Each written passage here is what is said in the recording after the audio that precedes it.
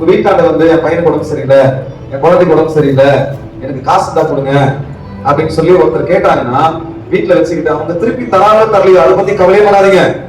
இவங்கிட்ட கொடுத்தா திருப்பி தரமாட்டாங்க, இவங்க ஒரு முறை கொடுத்தா பல முறை வருவாங்க. இதெல்லாம் நீங்க நினைக்கவே வேணாம். நம்ம எல்லாம் யாரு? ஆண்டவருடைய பிள்ளைங்க. நம்ம யாருக்கான நம்பிக்கை வச்சிருக்கிறோம்? ஆண்டவரை நம்பிக்கை வச்சிருக்கிறோம். நான் என்ன விசுவாசிக்கிறேன், பைபிள் என்ன சொல்றான்னா, என்கிட்ட கேட்டவன் வீரமுத்து கிடையாது, இயேசுநாதர் கேட்டார் நினைக்கிறேன். என்கிட்ட கேட்டது யாரு? இயேசுநாதர் கேட்டார் நினைக்கிறேன். இப்போ பைபிள் அதான் சொல்லுது. என்ன சொல்லுதுன்னா, ஒரு ஊழியக்காரர் டிராவல் பண்றார். டிராவல் பண்ணிட்டு போயிட்டு இருக்கும்போது சரியான குளிர், நைட் ஒரு 12 மணி இருக்கும். சரியான குளிர்ல இருக்கிறார். ஒரு அந்த ஸ்டேஷன்ல யாரும் இல்ல, ஒரு 12 மணிக்கு ரயில்வே ஸ்டேஷன்ல ட்ரெயினுக்காக வெயிட் பண்றார். அப்ப அந்த குளிர்ல வட மாநிலத்தில், நம்ம நாட்டுல கிடையாது, நம்ம தமிழ்நாட்டுல கிடையாது, வட மாநிலத்தில் அவர் ஒண்ணு போத்துக்கிட்டு அந்த குளிர்ல ட்ரெயினுக்கு வெயிட் பண்றாரு. அந்த நேரத்துல ஒரு முனகல் சத்தம் பயங்கரமா இருக்கு. என்னடா போய் பார்த்தா ஒரு பிச்சைக்காரன் குளிர்ல நடுங்கிட்டு இருக்கிறான், போர்வை இல்ல. அப்ப அவர் போய் பார்த்துட்டு வந்துடுறாரு.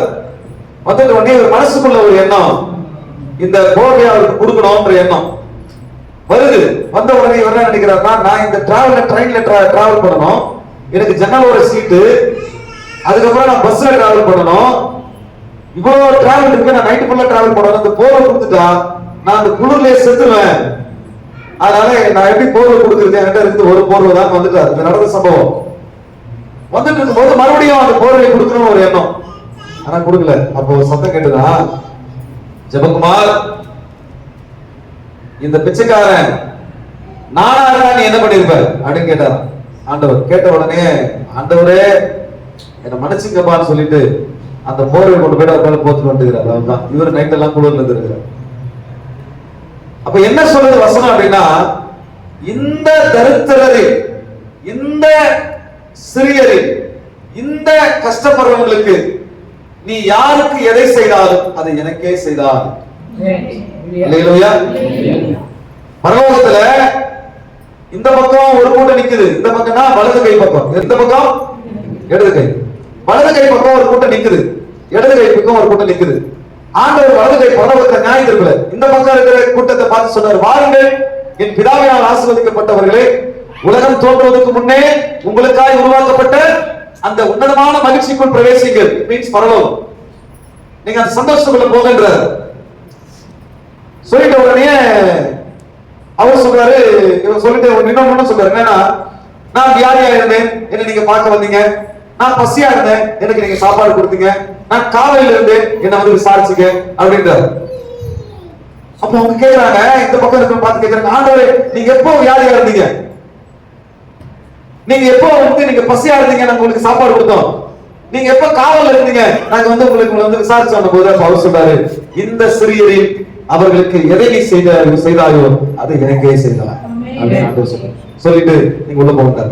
இந்த பக்கம் பார்த்து என்ன பண்றாரு, நீங்க மோசமானவங்க, உங்களை யார் என்றே எனக்கு தெரியாது, நீங்களா நரகத்துக்கு போகின்றார். இந்த பக்கம் இருக்கிறவங்களை பார்த்து சொன்ன உடனே, ஏன் ஆண்டவரே, நாங்க உங்களுடைய நாமத்தினாலே பிசாசுகளை துரத்தினோம், தீர்க்க தரிசனம் சொன்னோம், உங்களுடைய நாமத்தினால நாங்கள் வல்லமையா ஊழியம் செஞ்சோமே அப்படின்னும் போது அவர் சொல்றாரு, அக்கிரம நீ பிசாசு கொடுத்திருக்கலாம், நீ தீர்க்கதரிசனம் சொல்லிருக்கலாம், நீ எதை வேணாலும் பண்ணிருக்கலாம், ஆனா நீ அக்கிரம செய்யக்காரரே, உங்களை யாருமே எனக்கு தெரியாது, நீங்க வெளியே போங்கன்னு ஆண்டவர். ஏன் கேட்கிறாங்க? கேட்ட உடனே, நான் வியாதியா இருந்தேன், நீங்க என்ன பார்க்க வரல, நான் காவலில் இருந்தேன், நீங்க என்ன விசாரிக்கல, நான் பசியா இருந்தேன், எனக்கு நீங்க சோறு போடலன்ற, சோறு போடலன்ற. அப்ப அவங்க கேட்கிறாங்க, ஆண்டவரே நீங்க எப்போ பசியா இருந்தீங்க, ஆண்டவரே நீங்க எப்போ நீங்க வியாதியா இருந்தீங்க, நான் பார்க்க வரல, நீங்க எப்ப காவல் இருந்தீங்க, நான் வந்து விசாரிக்கல அப்படின்னும் போது அவர் சொல்றாரு, இந்த சிறியரில் நீங்கள் யாருக்கு எதை செய்யவில்லையோ அது எனக்கே நீங்கள் செய்யவில்லை.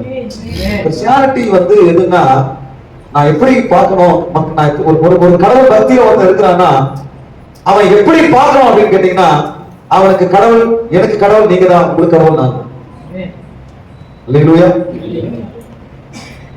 பைபிள் அதான் சொல்லுது, கடவுளை ஒருவனும் ஒரு காலம் கண்டதில்லை, தன் கண்ணுக்கு எதிரே இருக்கிற சகோதரர்களிடத்தில் ஒருவன் அன்பு கூற முடியவில்லை என்று சொன்னால், காணாது இருக்கிற தான் ஒரு காலம் கண்டிராத கடவுளிடத்தில் எப்படி ஒருவன் அன்பு கூறுவான்?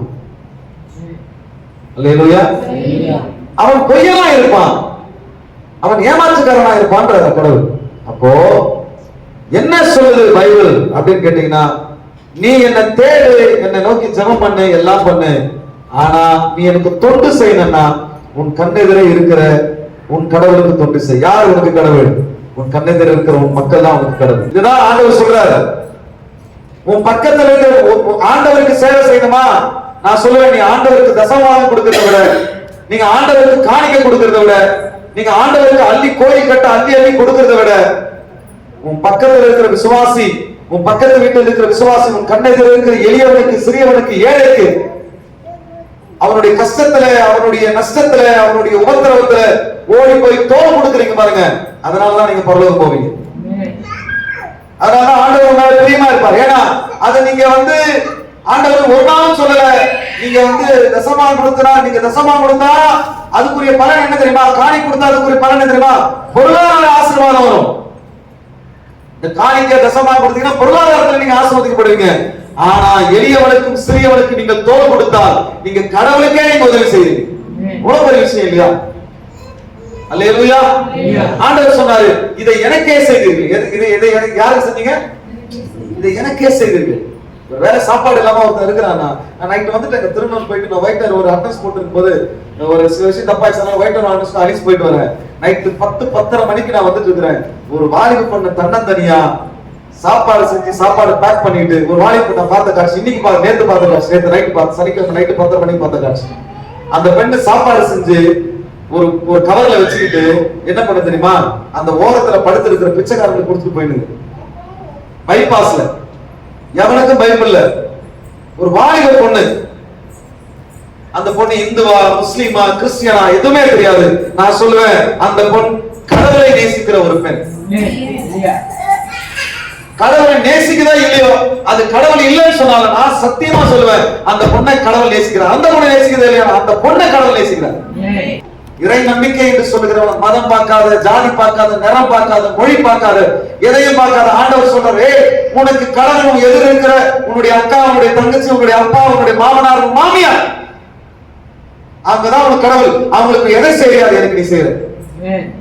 மாமியாரை பார்த்து சொல்றாரு, மாமியாரு உன் மருமக தான் உனக்கு கடவுள், உன் மருமக தான் உனக்கு கடவுள். அதான் சொல்றாரு, அந்த சிறியருக்கு எதை அவர் செய்யலையோ, அவங்களுக்கு எதை செய்யலையோ அது அவங்களுக்கு செய்யல, நீ எனக்கு செய்யற. சாதி பார்த்து, மதம் பார்த்து, மொழி பார்த்து, நிறம் பார்த்து நீ பழகி கொண்டிருப்பாய் என்று சொன்னால் நீ கடவுளை, அவனை ஒதுக்கவில்லை, நீ கடவுளை ஒதுக்குகிறாய். நீ அவனை வெறுக்கல, நீ கடவுளை வெறுக்கல. Exactly right and exactly. வேற வார்த்தையே இல்லை. நான் அடிச்சு சொல்றேன், ஆணித்தரமா சொல்றேன். நீங்கள் இயேசுவை பார்க்க வேண்டும் என்று சொன்னால், இயேசுவுக்கு நீங்க பணி செய்ய வேண்டும் என்று சொன்னால், இதோ இயேசு உன் எதிரே, உன்னுடைய சகோதரனாய், உன்னுடைய சகோதரியாய், உனக்கு எதிர் வீட்டுக்காரனா, பக்கத்து வீட்டுக்காரனா இயேசு வாழ்ந்து கொண்டிருக்கிறார். அவனுக்கு செய்யுங்கள் தொண்டு. அதுதான் தொண்டு. மற்றபடி தசம்பாகம், காணிக்க இதெல்லாம் தானே உங்களுக்கு அது பொருளாதாரம், உங்க அக்கௌண்ட்ல விழுந்துடும். தொண்டு செய்யணுமா அவனுக்கு, அவன் தான் இயேசு. சாதி பார்த்து அவனுக்கு பொண்ணு கொடுக்க மாட்டேன்னு வச்சுக்க, நீங்க கிறிஸ்தவங்களே கிடையாது. ஏனென்று சொன்னால் கடவுள் மனிதனை சாதியாய் படைக்கவில்லை. இறை நம்பிக்கை உள்ளவன், மதம் பார்க்காம, சாதி பார்க்காம, மொழி பார்க்காம, இனம் பார்க்காம தம் எதிரே இருக்கிற மனிதனை இயேசுவாய் பார்ப்பான். ஆனாலும் ஆண்டவர் சொல்லிட்டாரு, இது உலகம், உலகத்தில் வாழ்ந்து கொண்டிருக்கிறீர்கள், நாசியில சுவாசம் உள்ள மனுஷன் ஒருத்தரை நம்பாது. நேசி ஆனா நம்பாத.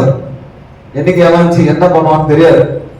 அதனால சர்பத்தை போல வினா உள்ளவர்களாய், புறாவை போல கபடச்சாலாயிருங்கள். நீங்கள் எவ்வளவு இறங்கி போனாலும் உதவி செய்தால் துரோகங்களை, பழிகளை நீங்கள் சந்திக்க வேண்டியது இருக்கும். அதுபோல அதனாலே உங்களுக்குள்ள கபடு என்று சொன்னால் பகைமை, வஞ்சம், பழிவாங்கல், வெஞ்சன்ஸ், ரிவெஞ்ச் இருக்கக்கூடாது.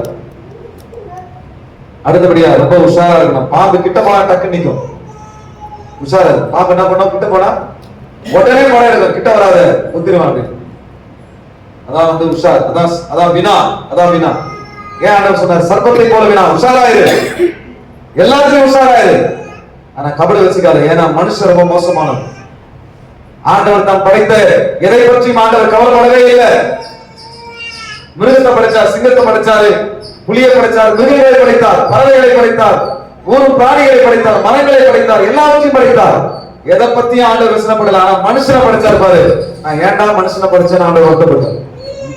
கடவுளே வருத்தப்பட்டார் தான். நம்மளாம் மனுஷங்க, நம்ம எப்படிப்பட்டோம்? நமக்கு என்ன பண்ணுவோம்? மனுஷன் திருப்பி செய்யதான் செய்வான். ஆனா ஆண்டவர் சொன்னார், உனக்கு கபடம் இருக்க கூடாது, மன்னிக்கணும், மறக்கணும், போயிட்டே இருக்கணும், உஷாராயிரு. எனக்கு புரிஞ்சுதவங்கள கரங்களை எடுத்துப்பாங்க. கிறிஸ்தவம் எனக்கு புரிஞ்சுதையானவங்கள கரங்களை எடுத்து. உங்களுக்கு இயேசு யாரு? மருமக மாறலாம், மருமக மாறலாம் கை தூங்க. மருமகள் எனக்கு மாமியார் இருக்கிறவங்க கை தூங்க பாருங்க. எனக்கு மாமியார் இருக்கிறாங்க அப்படின்றவங்க கை தூங்க. இப்போ உங்களுக்கு இயேசுனவர் யாரு? உங்க மாமியாரு. உங்க மாமியாருக்கு எதை செய்கிறாயோ அது இயேசுக்கே செய்கிறார். நீ கடவுளை நேசிக்கிறாய் என்று சொன்னால், கடவுளுக்கு தொண்டு செய்ய வேண்டும் என்று சொன்னால், உங்கள் மாமியாருக்கு பாத பூஜை பண்ணுங்கள். அவங்க இந்துவான்னு பார்க்க கூடாது, அவங்க கிறிஸ்டியனான்னு பார்க்க கூடாது, அவங்க முஸ்லீமான்னு பார்க்க கூடாது, அவங்க என்ன ஜாதின்னு பார்க்க கூடாது, என்ன நேரம் பார்க்க கூடாது. கடவுள் சொல்லிட்டாரு, இந்த சிறியரில் எதை செய்கிறாயோ எனக்கே செய்கிறார். ஏன்னா நீ கடவுளை பார்த்தது இல்ல. ஆண்டவர் சொன்னாரு, நான் உன் மாமியார் ரூபத்திலே உன்னோடு கூட இருக்கிறேன் மகளே. மாமனார் இருக்கிறவங்க எனக்கு மாமனார் இருக்கிறா. இப்ப ஆண்டவர் சொல்றாரு, மகளே மகளே, நான் உன் மாமனார் ரூபத்திலே உன்னோடு கூட இருக்கிறேன். உன் மாமனாருக்கு எதை செய்கிறாயோ அது எனக்கே செய்கிறார். ஐயா குறைச்சல்தான், கஷ்டம்தான், என்ன பண்றது? வேற வழி இல்ல. ஆண்டவர் சொல்லிட்டாரு, சகிச்சுக்கோ, பொறுத்துக்கோ, கர்த்தருடைய கிரியை காண்பாய். அல்லேலூயா. நம்ம சகிக்காம இருக்கிறதுனால தான் அவர் கிரியை செய்யாம போயிடுறாரு. அவர் கிரியை செய்யறனா நம்ம கொஞ்சம் சகிச்சாகணும், பொறுத்தாகணும், பொறுமையா இருந்து பாருங்க. ஆண்டவர் சொன்னாரு, சீனியர் சிட்டிசன், வயசானவங்க, அவங்கள பார்த்தா நீ எழுந்து நமஸ்காரம் பண்ணு, அவனை மதி, அவங்ககிட்ட போயிட்டு நீ ஆலோசனை கேளு, ஏன்னா அவங்ககிட்ட ஞானம் இருக்கு, அனுபவம் இருக்குன்னு சொன்னார்.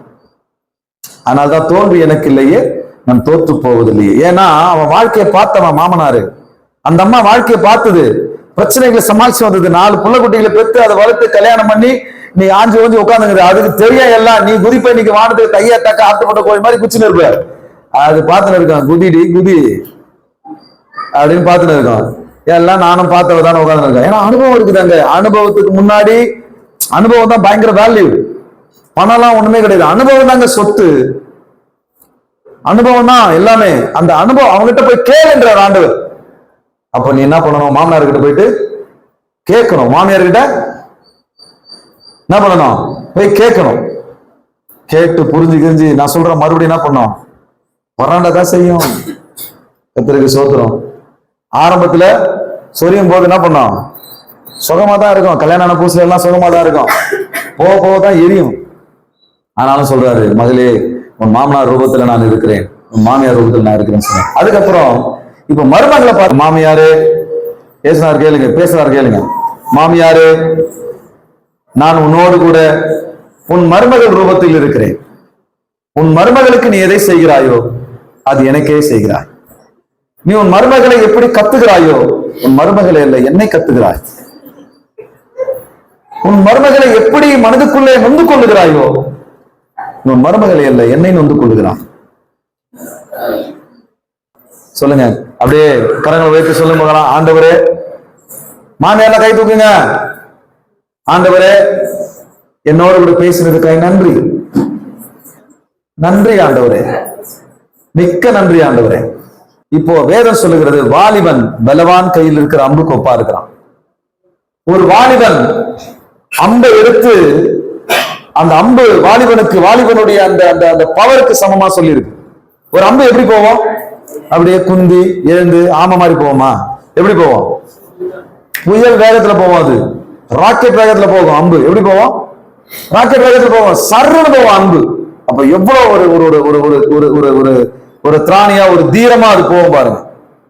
இப்போ அந்த அம்பு யாருன்னா உங்க மருமக, உங்க மருமக.